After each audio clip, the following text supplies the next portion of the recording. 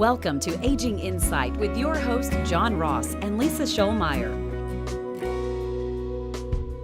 This program is made possible by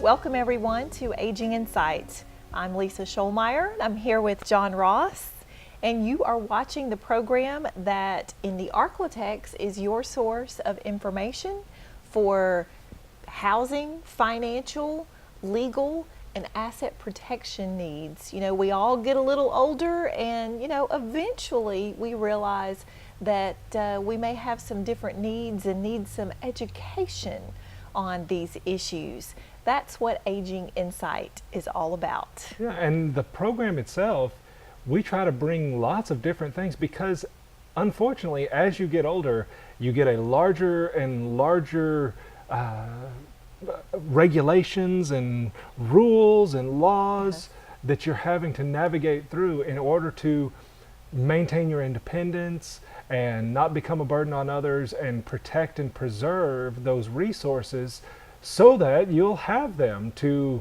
maintain your independence and stay out of a nursing home.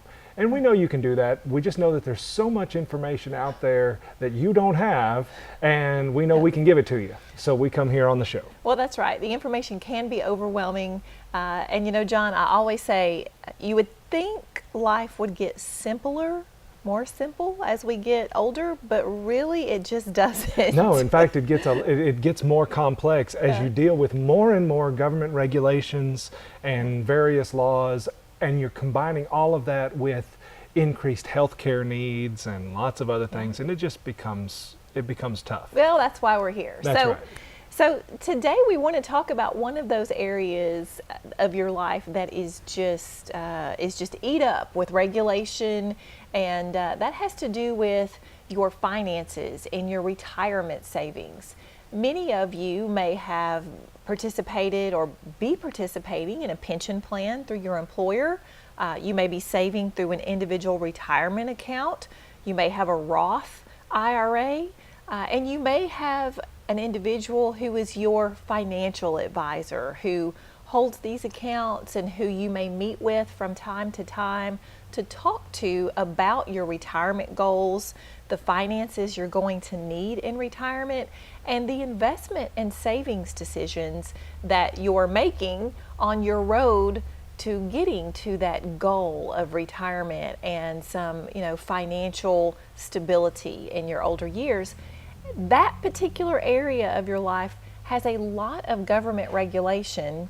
Most of it, of course, is there to protect you, the consumer, but looks like there's some additional regulation on the horizon that you need to be aware of. So, John, let's talk about what's going on with the financial regulations. Yeah, so back in 1974, companies were beginning to switch from traditional pensions to things like 401ks, IRAs, basically shifting the burden of saving for retirement from working at the same company your whole life and then that company turning around and paying you income for life to you just saving part of your savings on a pre-tax basis. And back in 1974, this was just barely a little touch of the overall savings. Now, virtually all retirement type savings are contained in these 401ks, IRAs, 403bs, and all of these other jumble of numbers and letters, all of which are related to retirement accounts. And in fact, in my practice, it's not uncommon for me to see people, and really their two biggest assets they have would be their home and that IRA that maybe at one time was their 401k, but then they retired and they rolled that over. And so this is oftentimes the family or the household's biggest asset out there is this IRA or this 401k. And of course, most people are not managing these themselves. They're being managed by investment advisors or insurance agents, or the company that they used to work for has investment professionals that are involved in all of this. And so back in 1975, Congress passed something called the Employee Retirement Income Security Act of 1974, better known as ERISA. And ERISA is the federal law that governs all retirement accounts. If it comes from work, ERISA is the law of the land. It doesn't matter what the state says. You know, Lisa, for example, to give you some indication, you know, if you name a beneficiary on, say, a life insurance policy, and maybe you name that beneficiary to your spouse. Sure. But then you later become divorced from that spouse. Texas and Arkansas law would say that even though the spouse is still named on as the beneficiary, the spouse doesn't get it. Right. It's voided because Texas and Arkansas say, well, hey, if you got divorced, you probably don't want that person to receive that life insurance policy. Right. On the other hand, ERISA, the federal law that governs things like 401ks and IRAs, says whoever the beneficiary is, that's who gets the money. That's right. And so there have been cases, in fact, there was a Supreme Court case just about 2 years ago where somebody had named their spouse as the beneficiary on their work-related 401k plan, got divorced from that spouse, remarried, but never changed that beneficiary designation, and the old spouse got the money. That's right. And we've certainly seen that around here as well. So ERISA is a big deal. It's enforced by the Department of Labor. So here's the Department of Labor that's governing these things. They have authority through the Internal Revenue Service to enforce these things. And inside these IRAs are investments and securities, which are governed by the Securities and Exchange Commission under their rules and regulations, FINRA yes, under their regulations. And if the person also has an insurance license, then they're governed under state insurance regulatory boards and their rules. So you're talking 5 or 6 or 7 different government agencies that all have rules related to that financial advisor and the information they're giving you.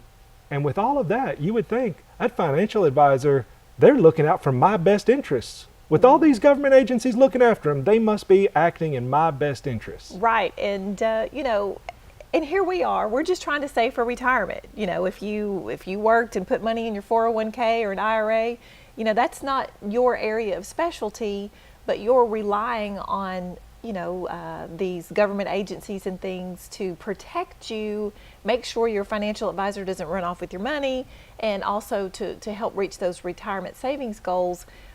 But John, we realized that there's a hole in the system. There is, and that's because traditionally, most of your securities brokers are not actually required to act in their clients' best interests. Wow, so I'm going to let that settle in for a minute, and I think we'll take a break, and we're going to come back and learn about whose interest your financial advisor may be acting in, and what these new regulations on the horizon, how that may impact your relationship with your financial advisor. So stick with us.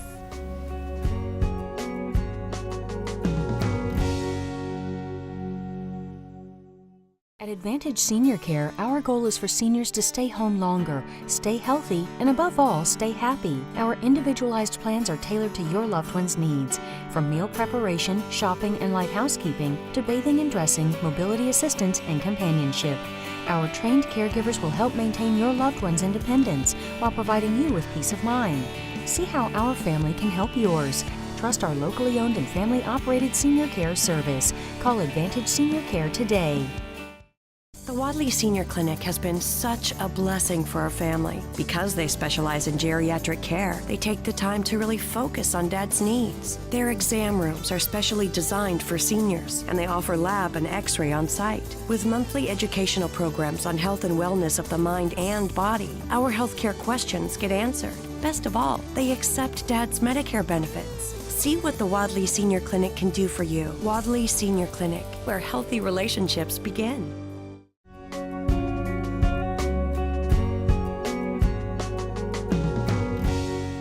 Welcome back to Aging Insight. I'm John Ross here with Lisa Scholmeyer, and today we're talking about trying to educate you about some of the rules and regulations related to your investment advisors, and some of the rules that are maybe coming down the pipe that will affect that investment advisor and consequently affect you as the consumer, the person who has money sitting in an IRA out there. And all of this boils down to whether or not somebody has to act in your best interests. And from a legal standpoint, we call this fiduciary responsibility. Yeah, that's a good 25-cent word to talk right. about being a fiduciary.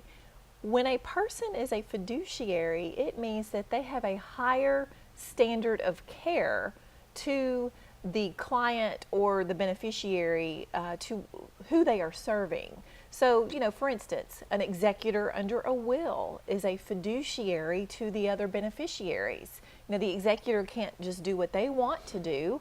They have to act in the best interest of everyone who has a beneficial interest in that will. A trustee is also a fiduciary. However, financial advisors may or may not be a fiduciary depending on the type of relationship they have with you and what kind of role they are playing. Many laypersons who are not financial professionals, and I think that probably covers a lot of us, we go to this person, we establish a relationship, we feel comfortable with that person, we disclose all of our financial circumstances to this advisor, and we trust them to guide us properly and in our own best interest, but yet that may not be their legal requirement to do so. And John, I think a lot of times this comes down to some confusion about, or some, maybe just some ignorance perhaps, about how financial advisors are paid for the services. Right. I deal with a lot of seniors, and seniors will tell me, oh, well, so-and-so does this for free. Right. But yet, we all know in the grown-up world, almost nothing is free. And certainly educated professional advice is typically not free, but yet as a client, I may not be writing a check. I may not be receiving a bill from my financial advisor that says, for advice given, $50. That's right. That's because, most of them are getting paid on commission. On commission. Right. So. They're selling a product, an investment, and they get a piece, a little chunk, maybe a percentage or two off of the sale of that investment, whether it's a stock, whether it's a bond, whether it's a mutual fund, whether it's an annuity product, whatever it is. And the question of whether or not they're acting in your best interest. So, for example, there's a difference between whether something is suitable for you or whether something is in your best interests. Okay. And so, for example, let's say that I'm a financial advisor and I earn money on a commission, and there's two different investments that I could sell you. One of them, they both are basically identical. They provide the same rate of return, things like that. They're both suitable for you, the client, but one of those two pays a higher commission than the other. Well, if they're both suitable to you, then I could probably, I could sell you the one that pays me the most money because they're both suitable.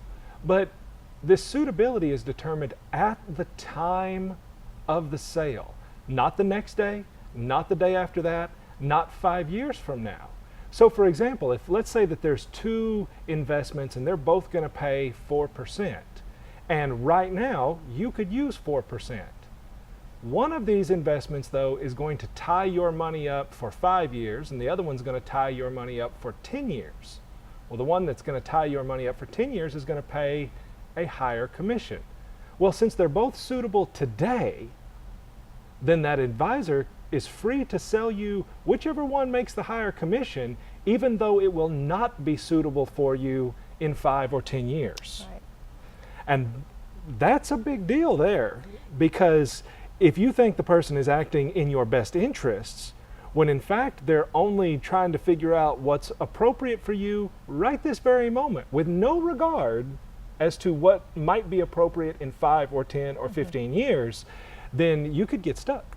Right, and John, I've actually had clients who've come to me with that very circumstance where perhaps they were looking for a consistent and constant rate of return, and they spoke with a financial advisor / insurance salesman, and they purchased a fixed rate annuity contract. And with that fixed rate annuity contract, the client paid $50,000 to the advisor who purchased this annuity contract that had that 4% rate of return, but it locked their money in for 10 years. And in this particular case, my client was only 2 years away from retirement at the time of entering into this contract. And when she retired and she realized her income wasn't quite sufficient and she needed to pull some principal from that investment, she found out she couldn't. It was not flexible. It was not, she just couldn't get to it at all.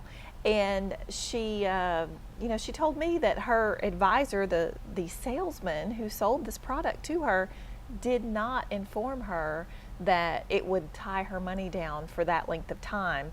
And if you think about it, if you have someone closer to retirement, then if their expressed preference for an investment was, well, I want a fixed rate of return and it must be at least 4% and I want it to be coming to me monthly, and like you said, if it's suitable today, but I know you're retiring in 2 years and you may need more access to your principal, well then something that ties your money up for 10 years It's just not appropriate. is not appropriate, but under the current laws, there's no downside to the financial advisor for selling you that product. Right, as long as it was suitable at the time of purchase. So many of these, so that we have this suitability standard out there, and the Department of Labor is trying to fix it. Right, so there's been a proposal now to where that all financial advisors, insurance folks, anyone who is working with you on retirement investments, that instead of a suitability standard, that financial person has to provide to you what is in your best interest. They have to act as a fiduciary to you, the investor.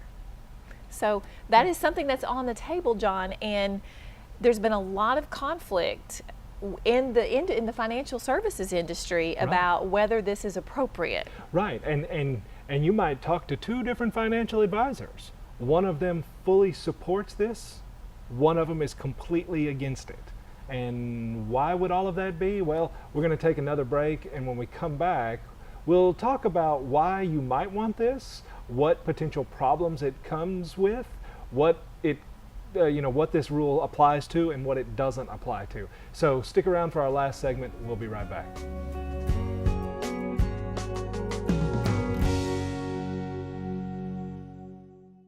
At Advantage Senior Care, our goal is for seniors to stay home longer, stay healthy, and above all, stay happy.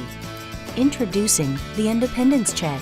A trained caregiver will visit your loved one in the comfort of their home, providing assistance with medicines, meal prep, caring companionship, and more. Miss Smith, I just stopped by your dad's. He's taking his medicine and doing great.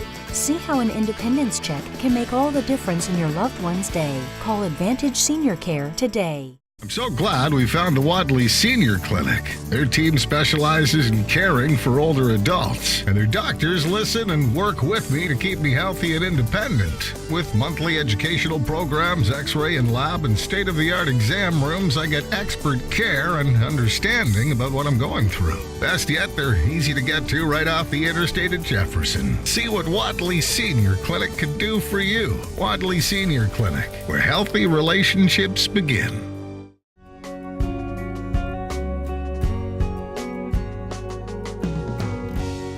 Welcome back to Aging in Sight.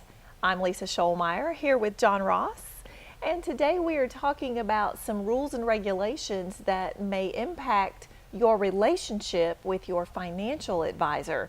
You know, John, money may not bring all happiness, but it certainly solves a few of our problems.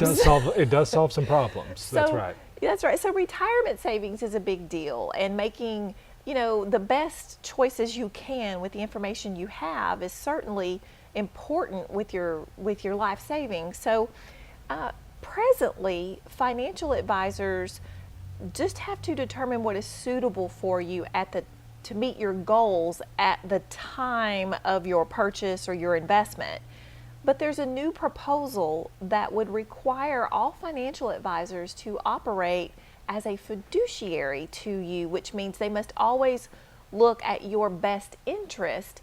And John, before the break, we talked about that there's a lot of conflict about how this new rule, if it's a good rule, and it seems like a no-brainer. I mean, it seems like it's appropriate for my financial advisor to act in my best interest. So what could be the downside to this? Well, the downside is that essentially what you end up coming with anytime you make government regulations, you end up pushing a lot of paperwork down on the local level. So imagine you are that financial advisor and you have something that you think is appropriate for the client. Now, you as the advisor have no idea what their life is going to be like in 6 months or a year or 10 years. If they did, they need to be in a different line of work. That's exactly right. So you have no idea what their life's going to be like, and yet you're going to be held to this responsibility of this kind of long term, that your decision today may be looked at some point in time in the future as to whether or not you acted in their best interests.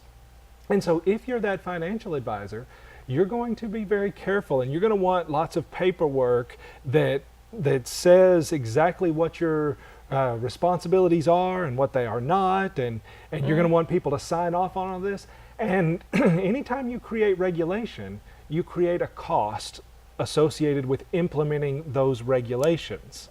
And who do you think is going to bear the burden of these costs? Right. So the investors, the people who with their putting their retirement savings, are actually going to end up paying more in fees. That's right. To cover the regulatory framework. That's right. Of doing And this. if you're that financial advisor and you're going to have to put in a whole lot of work, whether that person is investing $1,000 or $1 million, either way, it's going to require the same amount of tedious effort on the advisor part.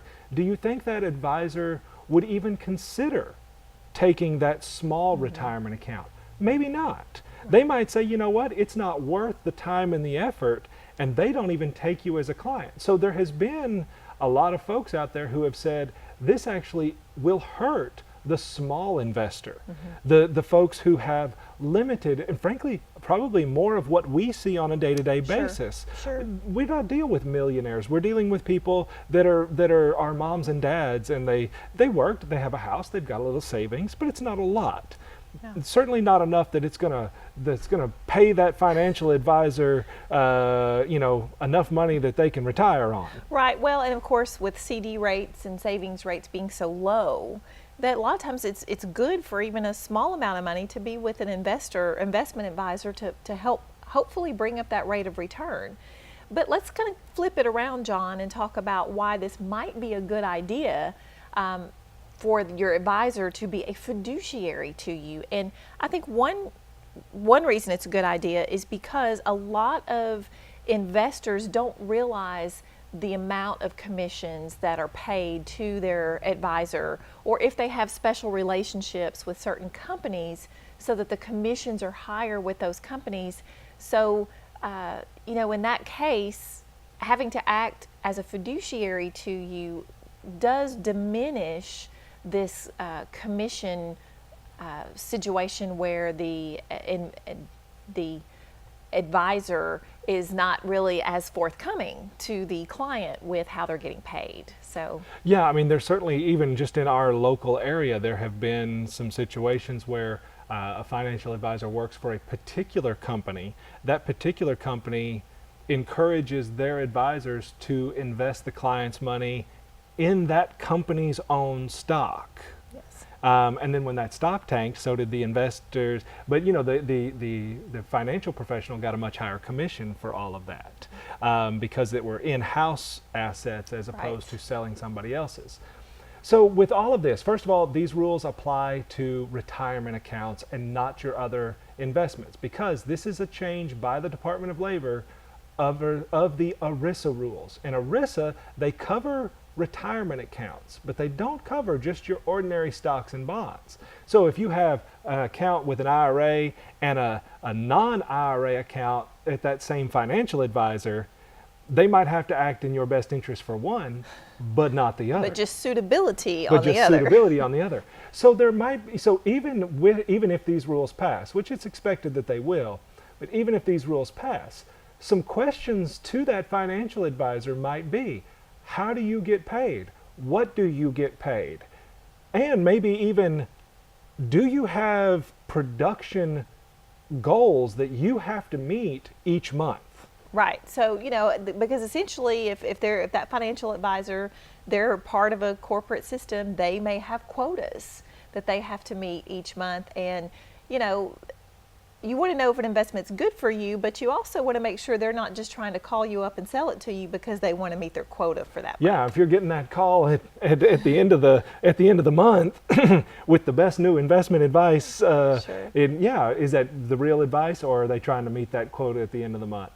So yeah, It's a minefield it's out a there. minefield. Get recommendations. Find out from friends. Find out from other professionals. You know, I don't sell investments, but I can tell you some investment advisors that are good, and some that maybe I might avoid. So you know, reach out to other professionals and find out what you can out there. Also, of course, keep watching Aging Insight. We'll have lots more good information on next week's show. Pick up a copy of Aging Insight, or even catch us on the radio at 98.7 FM every Saturday at noon. But until then, we'll see you later. Bye-bye. Thank you for joining us for this week's Aging Insight program with John Ross and Lisa Scholmeyer. This program is made possible by